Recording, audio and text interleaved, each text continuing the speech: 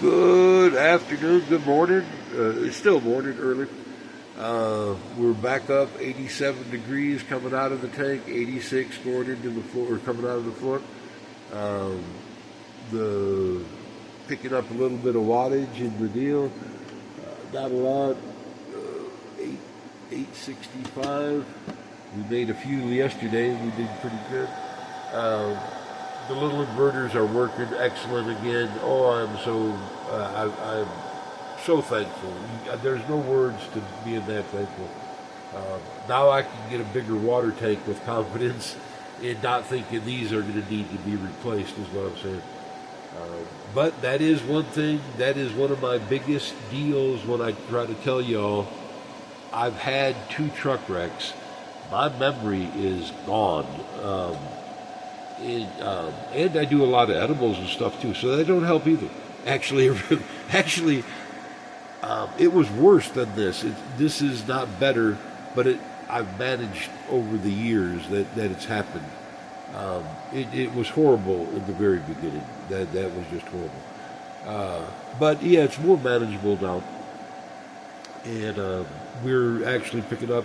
It's cloudy outside, but they're doing a pretty good deal, and powering the load for the floor. Well, I'd like to get new batteries, but that really realistic. But that's probably one of the next things, and a dedicated 220 inverter to run this heat system. Yeah, that's coming next, y'all. Is I was talking to a couple of people. It's been a minute ago, but and this is trying to be doodling backwards.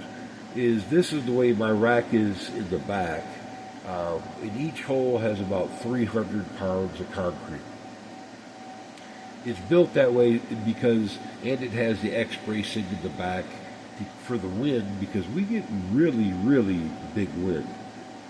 But it was made just for this project, only to help. It's locked in at like 45 degrees. It only picks up like like in November, like right about now, just a little bit ago, was at its peak. Now it'll dwindle back to December 21st, just a little bit, like 2 minutes a day. It's going to go backwards in the tilt, and then it'll pick back up in through January and February. But it'll be the strongest it can be, like 1st of February-ish, in that month right there. But if I was going to do one that wasn't like in lunatic winds and different stuff like that, or wanted to adjust it, because y'all remember that, yes, if you look east or west, you can see the side of the earth right about 4,000 miles away, and you can see it a little bit quicker if you were tall enough off the rock. Well, you're not. You're where you're at, and yes, if you have a tractor turned that way or turned the other way, it's going to gain 10-15%. But if it breaks, you lose everything except it being correct one time a day. You don't even get the benefit of being correct twice a day, until you get it fixed. And none of that stuff is cheap, is what I'm trying to get at. If you want like bare bones, down and dirty, kind of cheap, I would probably say 900 pounds per hole, because you want that thing really rock solid. Because a lot of y'all live in areas where it's rotational winds. We don't hardly ever get that, and when we do, they're terrifying. But we do get straight line winds, 70, 80, 90 miles an hour. They're insane. And so hence why mine are built the way they are. If you don't live in this kind of wind, this is more than enough. And they tilt. If you, like, this is a frontal view. If you take a side view, and I didn't draw the arm in because it would be too convoluted.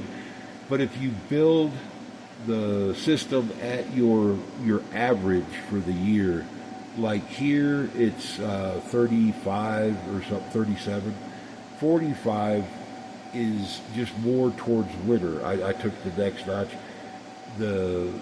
And I think the most extreme would be like 52 degrees for all, like at the peak of winter, I would need to be up about 52 degrees. Um, and in the dead of summer, I would want to be down about 24, 23 degrees. And, but if you take the in between of that and then go up 15 and down 15, you can make a little brace bar, have it all pre-drilled as it tilts one way or the other, um, and then still do the same length. But just pre-drill it all is what I'm trying to get at. With the H thing like this, it would be really like super simple is what I'm trying to get at. You can put a washer between it, but you really don't. You want it to grab because the wind is strong. You want it to resist is what I'm trying to get at. With a brace length somewhere here down back to the leg. The crossbars is as cheap as stainless steel is. It would almost be worth just buying them out of stainless steel tube. But if it's not cheap in your area, just regular common steel's fine. I would still use stainless steel hardware. Um, like mine are drilled, and then it has a hole through the bottom of the tube and a hole through the side for I can bolt it on. I would suggest that if you're in like rotational, any form of wind, if your area is just not windy, it wouldn't be all that necessary. But if it's where it could be somewhere else, like Kansas kind of wind, I would strongly suggest bolting them and then using the hardware over the top, like backwards and forth. It even add like a cable with a tensioner, between them like that. For an example, yours will vary by size and everybody's going to be different. My series of panel are 44.6 inches wide, like 45 inches wide. And plan accordingly, open up the space just a little bit if you need. But always get the spec and dimensions from the manufacturer. Allow yourself an eighth of an inch is what I'm trying to get at. It don't hurt. I got panels in the back of that are tight. They're not too tight, but they are a pain in the ass kind of tight. Where they wouldn't need to be that if I gave a little bit more allowance. I didn't know what I had to work with. I do now. And I would order the same panels is what I'm saying. The What was I going to say? Oh, shoot. Mine are 48, 45 inches wide. But they're the different wattages. Like mine are 405. That's what I was trying to say. I drew a blank on the wattage. Mine are like 405, and so their X long is if you get 550s or 650s, they just get longer. They don't get wider. But first know how wide your panels in the series that you want, and if you ever think about changing them, do they make something else in that same width? But a better thing to do is, if you can afford it, is what I'm trying to get, because this is just all steel too. If you can afford it, they have stuff that's called iron mount or something like that, and it's extruded aluminum tubing. It makes the installation easier. I mean, you can make it as hard. The cheaper you make it, the harder it is. The more expensive it is, the cheaper it is. I mean, the more easier it is to do. It's just a reality of solar, I would ground it for sure. Like, it depends on your rack arrangement and stuff like that. But I would contact more than one guy, and probably not your drunk uncle mom, or the guy that thinks that grounding rods draw electric. Don't ask him. But I would ground it. When the wind blows and builds up a positive charge on your racks, on anything that's not grounded, that is the cause. It sends up a small, I forgot the name of the lightning, but it's like a signal, a strike, and it gets up so high, and then the negative in the cloud goes pow, and follows it straight back down and blows the shit out of whatever.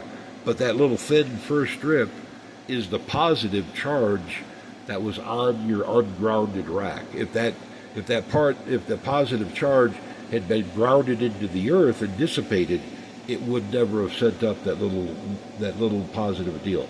That's how it really works. Y'all take that for whatever you want. That's how it works. But yeah, is I would just make them like this. If it was reasonable small, the inverter that I eventually want to get here, it's the commercial. Let me get it right. EG4 12,000 is the one I want, and it does 120 and 240. I would use it more for the one, but it's like a battery charging beast. And that's why I wanted the really big batteries that I've been talking about, like 2 of them, 3 of them. But all this would be put into a little go-kart or something that I build later, because I wouldn't need it for anything. Is like 3 of those big monster batteries and wired up into into that one inverter. Still keep these. I mean, there's no reason to get rid of them. I mean, it's great backup if something happens, if it ever shit cans or whatever. Or if lightning or a surge like the other day that popped the fuses actually makes it through to the equipment. Is it worth having the equipment? Yeah, that for $1 I save my stuff. I mean, I already know it works is what I'm trying to get at. Pop the fuse out in the back. But that big 12,000 is that's more than I would need to heat my house floor, to do it all. That would be like a big unit to me. But I would go with be honest, I would use 2 6,000s if they had the capacity that the 12,000 did, but they don't. That 12,000 can go all the way up. It's like 24,000 watts or 60 400-watt panels like I have in the back. But mine are bifacial, so they're not really 405. They're like 550s when the sun is really bouncing off of the mountain and off the grass and jazz like that. They're way up there in power where there's reflective light. And does that work? Yes. Any clouds, they work like that. The frost doesn't affect them. They just work really well. I can't say enough about the new panels. And this is a good time to show y'all a true side-by-side comparison. But now the ones in the front are commercial panels, but they're like 16 years old. They have well past the day that they are ever going to, or they're not going to degrade very fast from here out, is what I'm trying to get at. They already lost all their fluff on the top. These are new, so they do have fluff, but they also got a layer of dust on them, so maybe it compensates, don't know. Bifacial, poly, both 10, both about the same voltages, 334, 305-ish, 314. Okay, this one is bringing in 2,500 watt.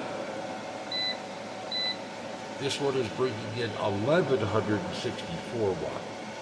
It's just that much difference, y'all. And no matter where they're at, they're proportional to one another, what they're bringing in. And it's both 10 panels, same voltage, everything. This one actually has probably 80 foot less power cord going to them than the ones in the back. That's bringing in, from all the way back there. But that was also because this is the design for the next set of panels that I was wanting to build, so I could tilt them. But I don't need them all to do that. I would rather them to be fixed for the wind, where they're never ever going to tear up, and just have one so I can tilt. It's not hot enough here to have AC in the summertime. We don't need that. If I had extra, I'd just get like a jacuzzi or something like that. Probably my next thing. And or like my big poly tank that I have in the front is take hempcrete or straw bale, that size, the thickness, and make a jig to to dunk the bale in concrete mortar mix, bale wired bale, dunk it in, and then pull it out and then use it like a building block. Um, it was just some, I know that's like insane weight, and you'd have to have like a forklift to do it, or multiple men. Uh, but it was just a way to put it up like building block style. And but as I was wanting to do basically like a pool, but just not like a swimming pool, just so I could float neck deep and like heated, that kind of deal. Eccentric, stupid, yeah. Because could I go to the pool? Yeah, that is. But that's money, and it's like it's hideous to do if the weather's not perfect. Whether it just and here the weather is not all that perfect. It's beautiful outside, and I love the sunshine. But that comes with like cold and bitter wind in the summer, or the wind in the winter. You know, the sun is like nuclear strength in the daytime, but all you got to do if you feel bad here, 5 seconds outside, you are all better.